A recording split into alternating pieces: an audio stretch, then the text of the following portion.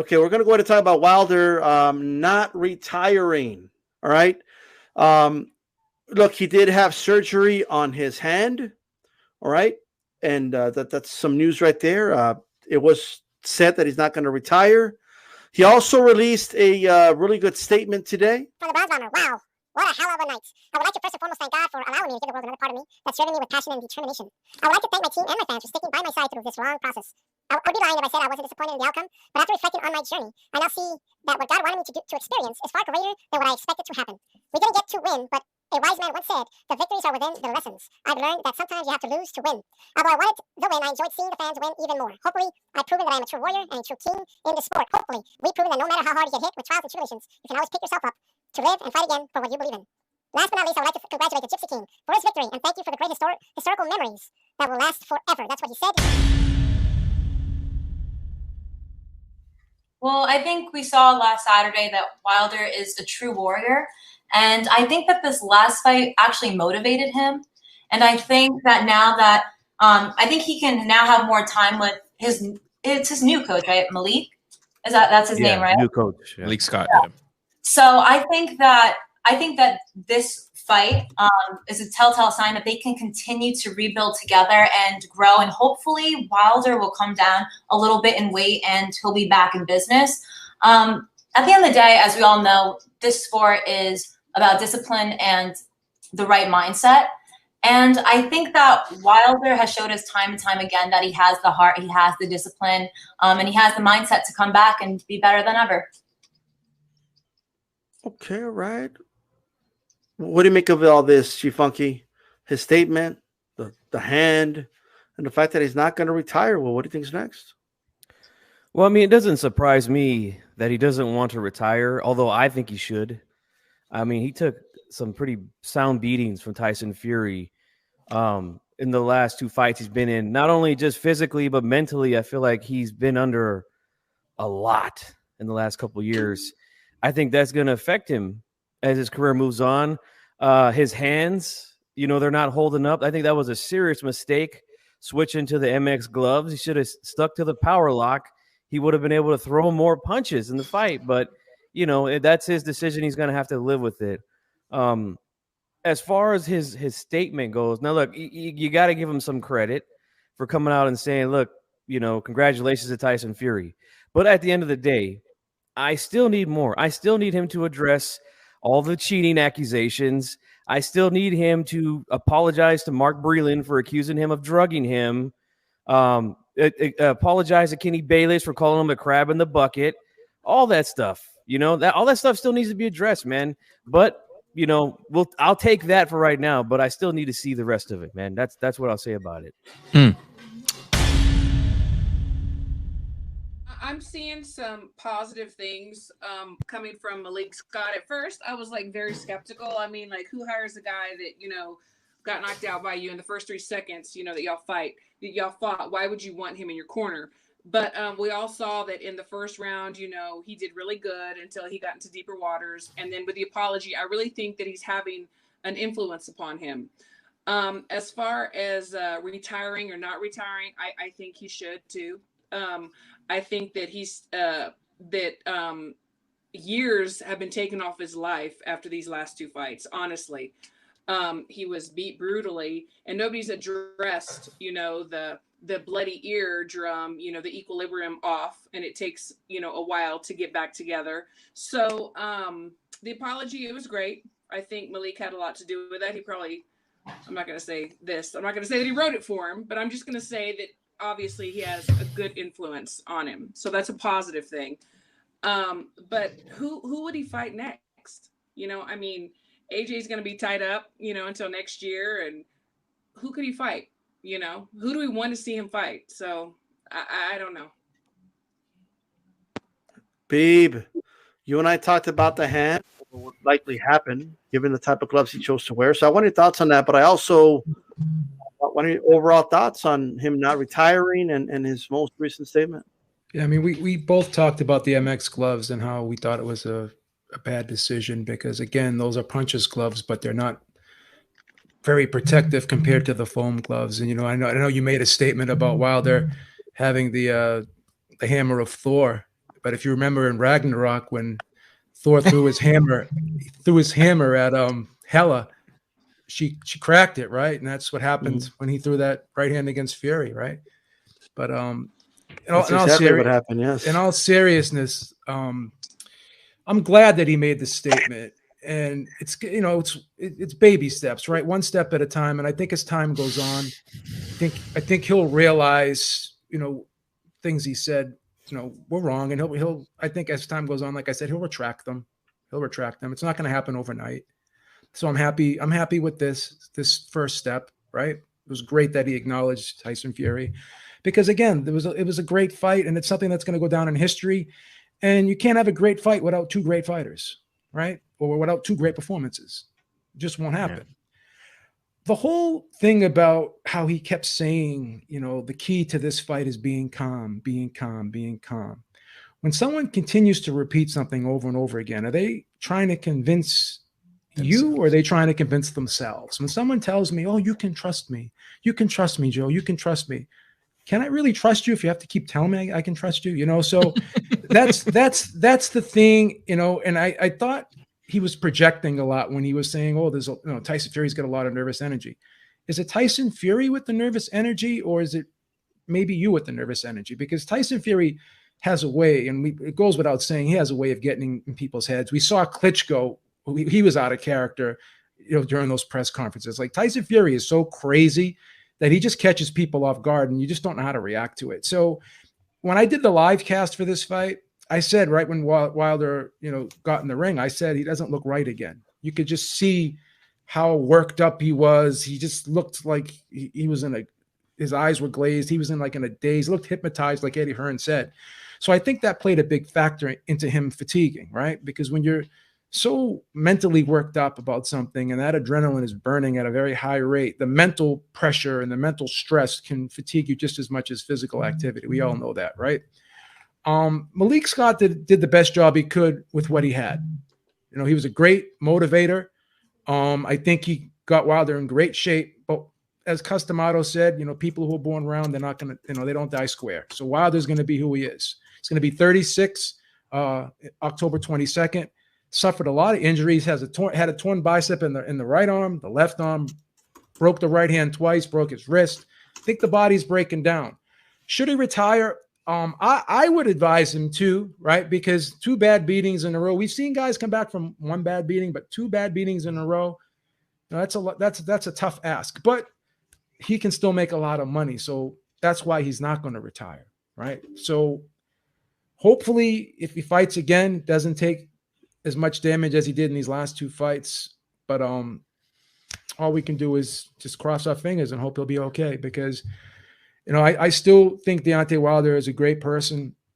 I remember back to the story, 19 years old, having his child with a disability, just a kid himself, basically, right? And having to work 3 jobs to take care of her and the family. That in itself shows a great character, right? So I want to believe that that's the Deontay Wilder that is there. It may be buried underneath all this other stuff right now, but I want to remember that Deontay Wilder, and that's the Deontay Wilder who I want to, Well, I got to be honest with you. I don't want him to retire. As I said in my previous live, I still think he's somewhere between top 5 to top 10. I think he can still put a bunch of top heavyweights to sleep. He can still make some pretty decent money. With that being said, though, I'm going to take a little bit from G Funky and D. I want to see Wilder heal the community a little bit. That night, he had the opportunity of healing the community from all of the division that he subscribed to. Because let's remember, it started by YouTubers, but it made it credible the minute he subscribed to it. So he had an opportunity to that day get up, shake Fury's hand, say whatever kind of words, hey, great, maybe pick up each other's hands, whatever, something to heal the community, right? And he chose not to. His PR did a great job with the statement today. I don't believe it was him. I believe it was his PR, but it must be approved by him. So as you guys said, baby steps will get us there. And like D said, that's why I always make a distinction when talking about Wilder between Wilder, the fighter in front of the cameras, and Wilder, the guy in the personal life. Because fighters have two lives, two images, the personal one and the one for the glamours and the flashlights and the cameras, right? And I choose to keep that kid in my mind, the guy that was a Budweiser beer delivery guy, the guy that even up to the point when he fought Luis Ortiz, he would show you not that king attitude that he shows nowadays, but he would show you the human. Well, you know what? Ortiz got a daughter like mine, so he needs to put food on the table. So I'm going to give him the shot. That's the Deontay Wilder I want to keep. Mind you, I still want to see him try. Not his PR person. I want to see him in front of the camera healing the community. Deontay, if they ever show you this, you have the opportunity to do that. All you got to do is leave your ego aside for a little bit and show the boxing world that Deontay Wilder we all know you really are.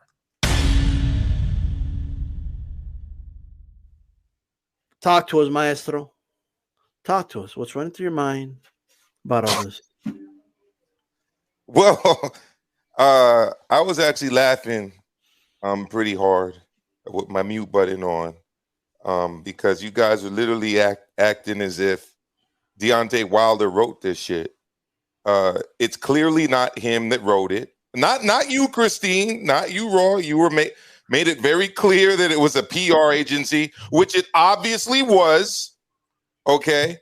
It reminds While I recited it, you were like, that's not him. Reminds me of the celebrity that like drives drunk, you know, and smashes into people's cars and stuff, and then his PR agency releases a statement. Are we really acting like that guy wrote that? No.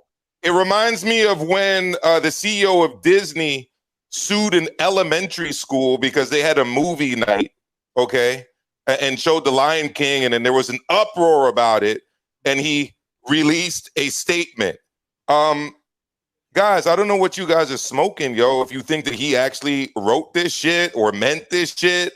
And I'm not feeling sorry for Deontay Wilder. Shout out to Anthony Breland, one of my subs, son of the great Mark Breland. Him and his father have been dealing with the fact that for almost 2 years now on YouTube, there have been suckers who have been saying that this great man poisoned Deontay Wilder. People have been calling for his death openly and publicly. And as G Funky said, where is the contrition? There is none.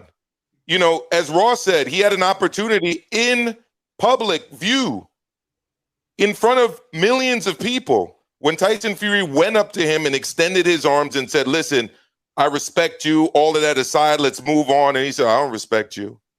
So all of a sudden, we're going to act as if a tweet, an Instagram post is somehow indicative of a man stepping up and taking accountability for his actions publicly when he publicly went on video and accused Mark Breland of these things, publicly went on video and accused Tyson Fury of cheating with egg weights, with gloves that were tampered.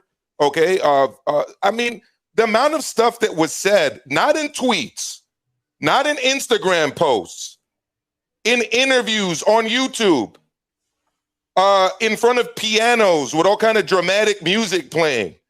And we're going to act like some PR tweet, you know, that probably was written by the same firm that was like writing out Charlie Sheen's / Carlos Estevez. A lot of people don't know that that's his real name.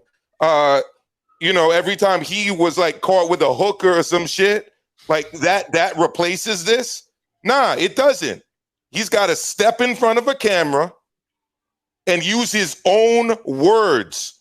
Those were not his own words. He needs to use his own words verbally, just as he did when he accused Tyson Fury and Ricky Hatton and Anthony Durrell and obviously Mark Breland of doing terrible stuff. No, a tweet, an Instagram post does not wash away 2 years of what was done. It does not. And guys, I'm not giving him a pass for this. I'm sorry. That is weak sauce. And I'm going to leave it at that. Weak sauce. Can I get your quick thoughts, Maestro? If you don't mind, can I get your quick thoughts on the hand injury and the fact that he's going to continue to fight, according to him? Well, I mean, it's his right to continue to fight. You know, I mean, it's his source of income. I have nothing against his family. I mean, they got to eat. I mean, you know, he's got bills to pay. I'm sure he's got ambitions for his family and his children and everything else. There's nothing wrong with him continuing to fight. I don't see him contesting for a title anytime soon. And I think that from this time forward, he's going to be in wars, you know. Okay. You know, he's not going to be the bronze bomber of the past. I just don't see that. As for the right hand, I mean, he broke his right hand. A lot of fighters have done that. And it just seemed like another reason that's being used again to justify the fact that Fury wasn't knocked out. No, Fury wasn't knocked out. The king. The king. So just and the king didn't have his right hand. The king. Shout out to Rick. The king needs to get up in front of his disciples or his sycophants, whatever you want to call them, the court gestures, you know, the clowns, you know, the people that play the trumpets every time he takes his shit in the morning. Okay, he needs to get in front of those people and get in front of the rest of the world and apologize openly for what he did. Leave it at that. Baby steps, baby steps. Oh man, baby steps. steps. Probably smell the shit and say, "Oh, it smells like roses." You know what I mean? Right after they do the trumpet. But